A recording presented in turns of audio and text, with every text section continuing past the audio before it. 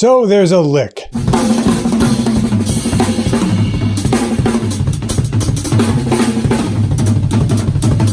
That's kind of everywhere. It's kind of a tom sweep thing. There are different flavors of it, but basically you know it when you see it.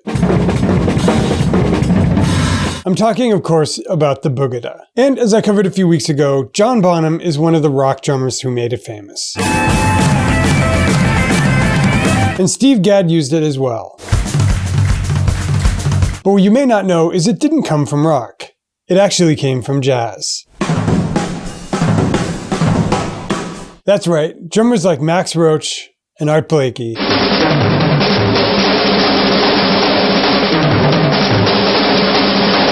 were actually playing Boogada long before even Bonham. Well, in today's video, I'm going to explore the origins of this humble tom sweep, and I'm going to give you some examples of my favorite ways to play it in a modern context. Stay tuned.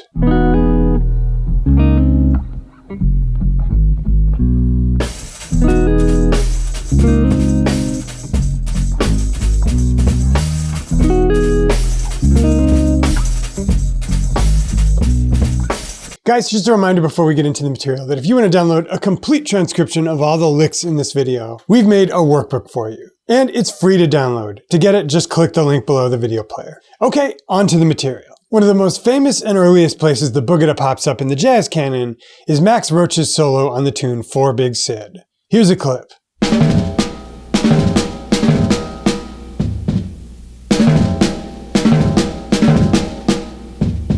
Now, let's quickly break it down.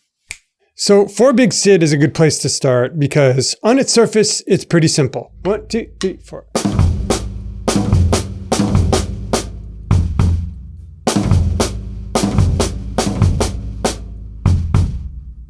But there are subtleties. If you think this is easy to play, just play it exactly as Max plays it, record yourself, and then listen back and see if you think it swings as much as Max does. The challenge here is playing everything exactly in time and also nailing the spaces between the notes so that it doesn't rush or drag. You can also start out by just playing the rhythm on the snare drum. 1, 2, 3, 4.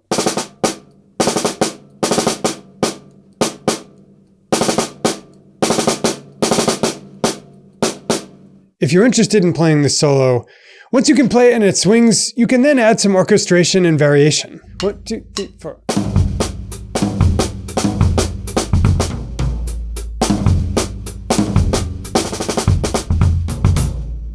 The sky's really the limit, but make sure you keep everything metrically clean and that it's swinging. Anyway, now let's talk about how this simple lick got propagated into rock and became one of the most famous licks ever.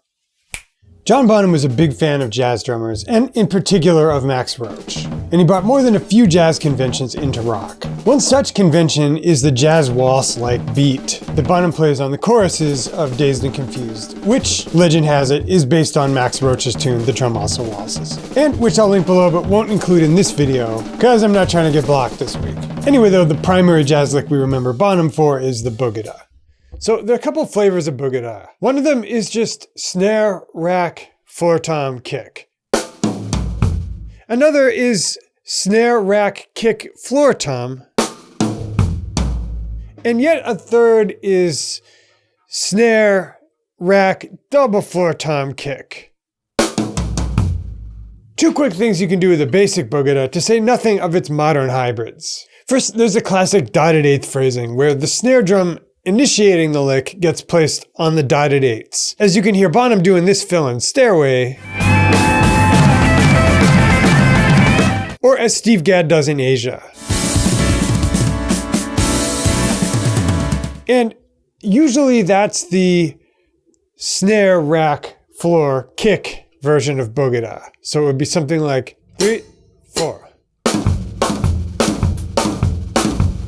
And I think the stairway fill is something like 3, 4. And so the second half of that fill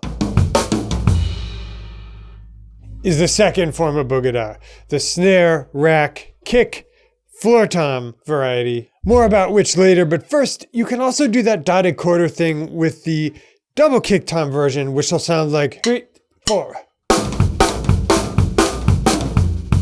which gives it a little bit thicker sound. And when you play that with the snare on dotted eighths, you're really doing nested 30 seconds.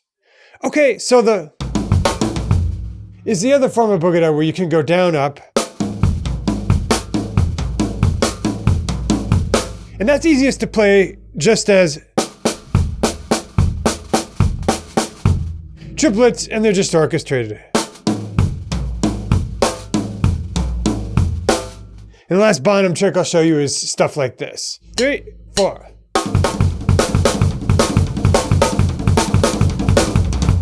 Now in that original clip, I alluded to Steve Gadd, but didn't actually break down his use of the boogada in the Asia solo. Let's do that now.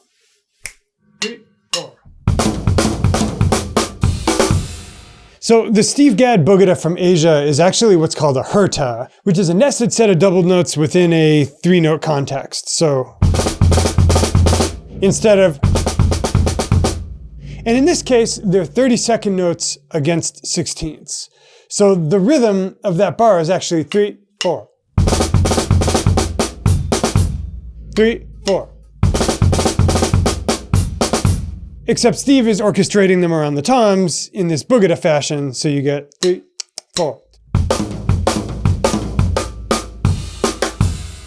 And if I were playing this quickly, I'd probably stick those last 2 eighth notes left, right. So 3, 4. And that's how you play one little piece of the Steve Gadd solo from Asia. So that's where it ends, right? Steve Gadd, then nobody thought to do the boogada again? Hang on, getting something. You're telling me what?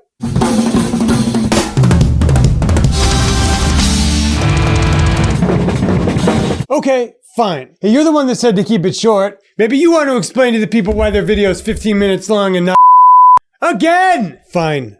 Let's talk about a couple modern boogada licks. So I wanted to give you guys 2 modern linear-ish, gospel-ish licks that I play. And the first is based on 16ths of 32nd notes. And the sticking is just this.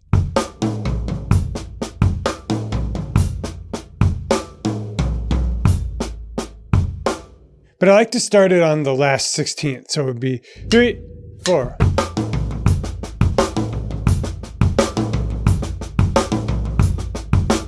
And to give you 2 ways you can embellish this, the first is this way.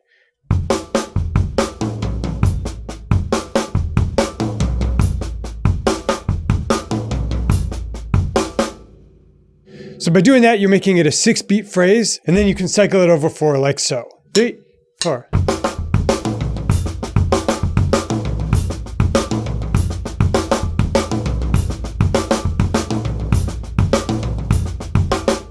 Okay, so the second one is this. 3, 4.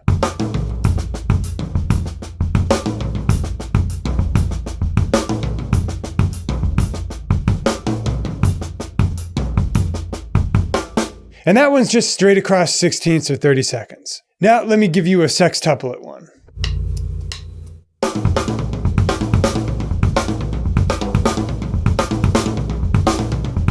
So on the surface, that one sounds a lot like Bonham. Let's do it a little bit slower. Okay, so let me show you an example of one embellishment I like to do with this type of thing. 3, 4.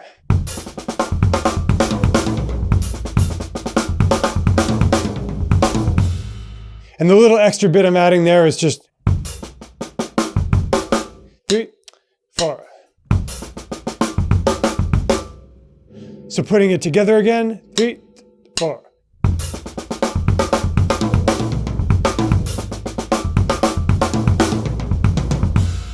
And that's just one example of the type of thing you can get into when you start to play around with this stuff. Anyway, practice those, see if you dig it, grab the transcription, and that's how you get the gig.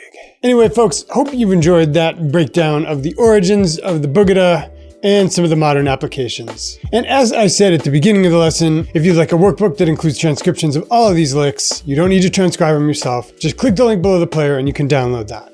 And I've got 2 options for you.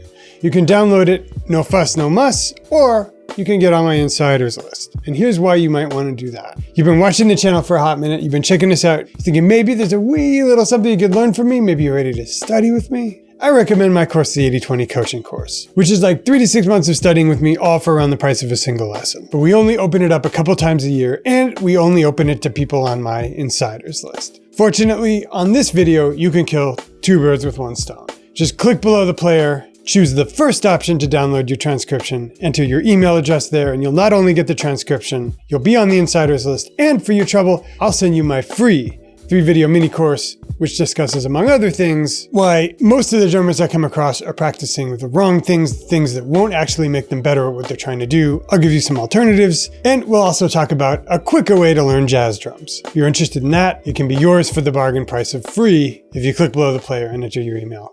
Dudes, it's been real. Always enjoy these. See you again real soon in another lesson of the week.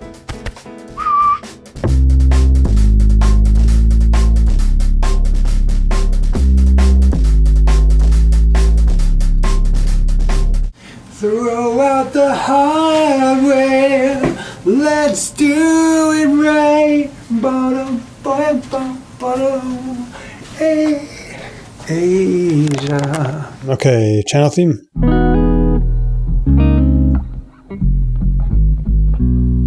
Bounce, bounce, bounce, bounce.